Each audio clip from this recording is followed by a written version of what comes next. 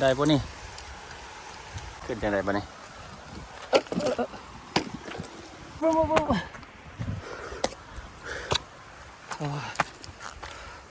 เซอร์ไพรส์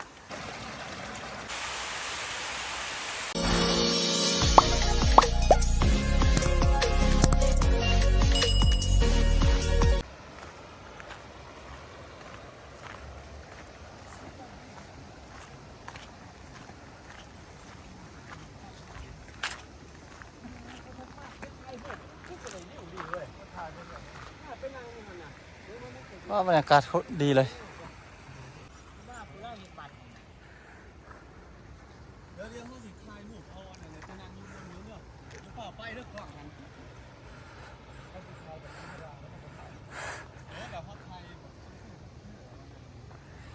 โอ้วิวสุดยอดเลยวิวตรงนี้วิวใช่วิวไปมองงัวหันวะมองงัวหันนะ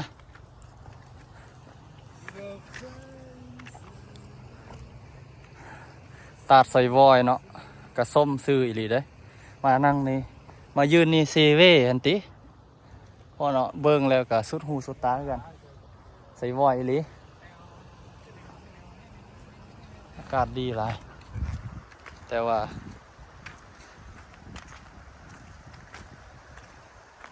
ใส่วอยสมซื้อเอาตัก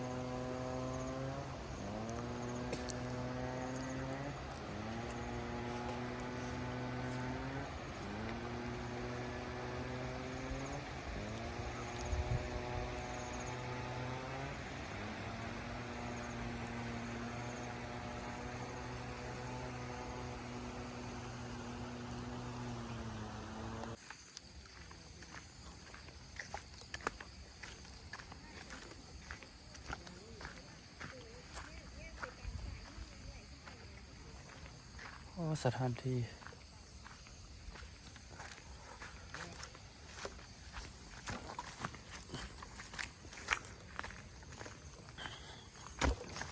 ก็ไปเบิ่งใส่วอย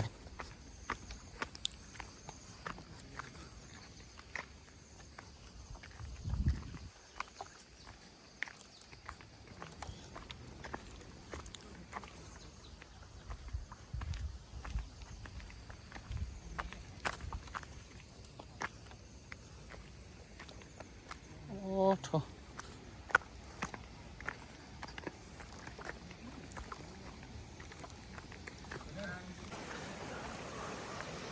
โอ้คักดีเนาะงามอยู่เด้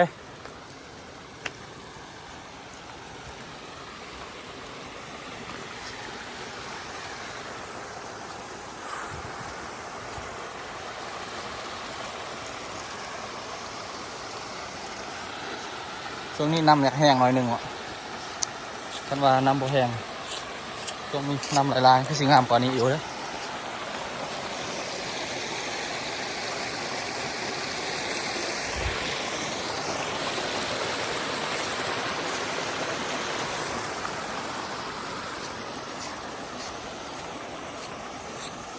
เข้าไปเบิ่งข้างในเนาะ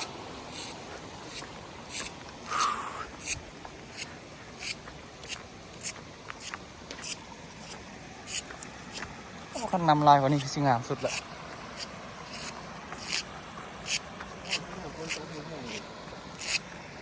งามเลยเนาะ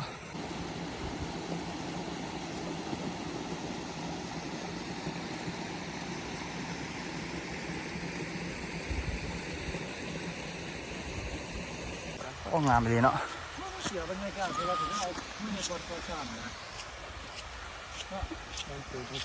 น้ำมันอยากน้อยเนาะทรงนี้เนาะ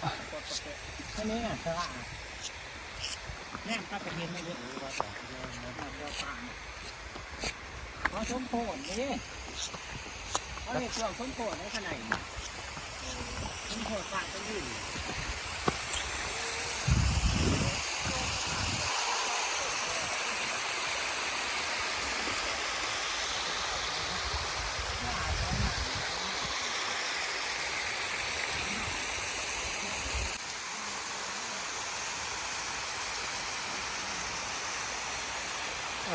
สุดยอดเลย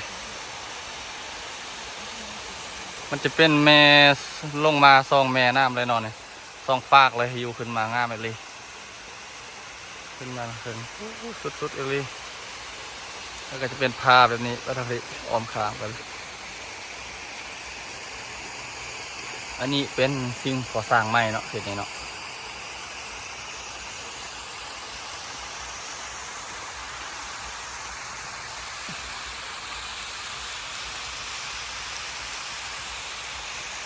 อันนี้คือมุม360องศาเนาะ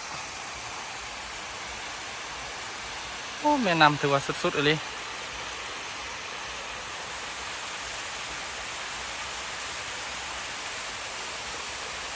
หน้าผาเลยเนาะอันนี้เนาะเส้นทางขึ้นนี่มาเลยเนาะถาดโคนขึ้นยางขึ้นหน้าผาเบิ่งโอ้ยขอโทษเส้นทางโอ้ขึ้นได้ปะนี่หยาบเลยนี่โทษว้าว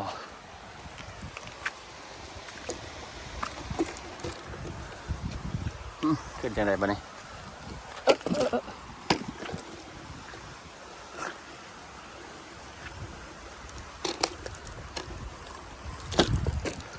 โอ้เป็นแต่รอดเลยบอส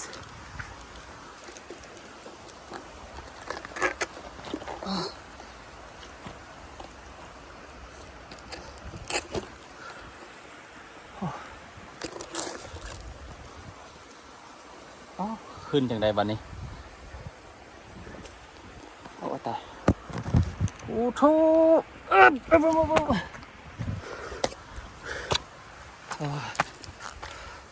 สไพรส์บรรยากาศ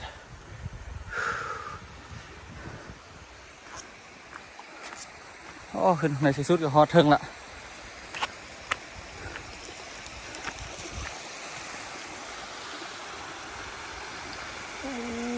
งามไปเลย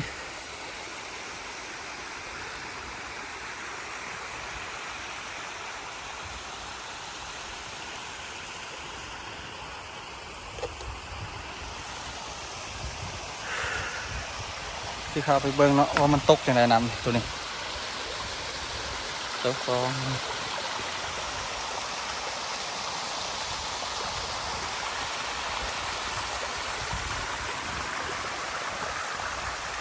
2 เซนเลยเนาะเนี่ยนะตัวนี้ถือว่ามองสูงที่สุดเลย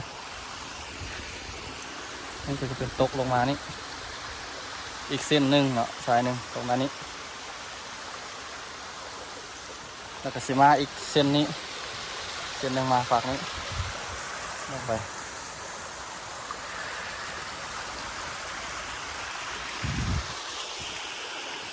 อ่ะ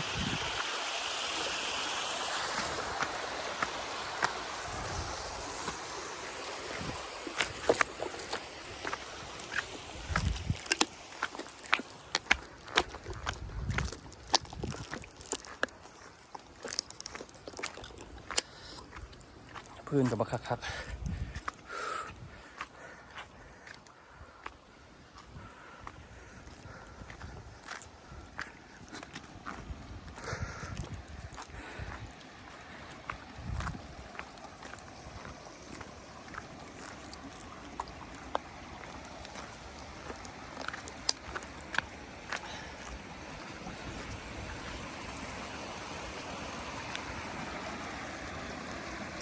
งามป้าที่ดินอยู่นี่เป็นอย่างนี้ใสขนาด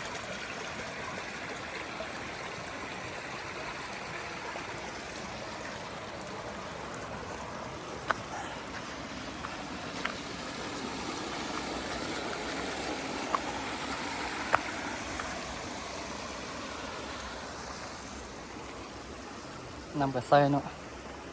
มีปูมีปลายว่าคือบ่เห็นพ่อโตเลยมิดชิดเลย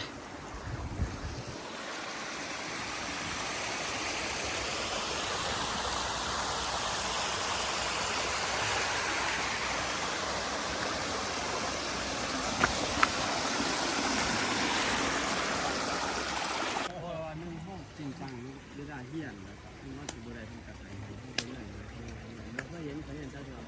โมเมนต์ว่าเสียงน่ะสิย้ายจากเสียงให้คือเอกชนโมเมนต์ได้มันหลักเลยสายผู้ปากเสียงดีซี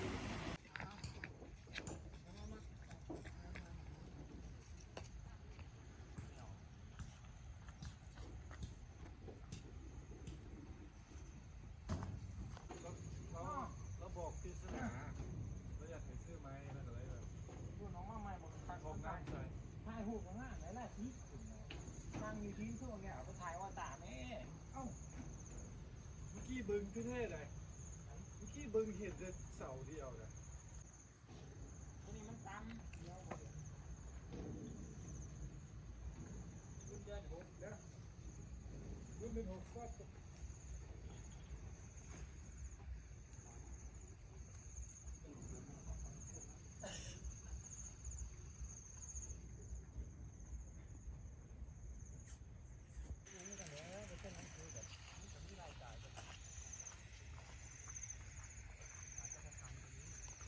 เสียดายเนาะ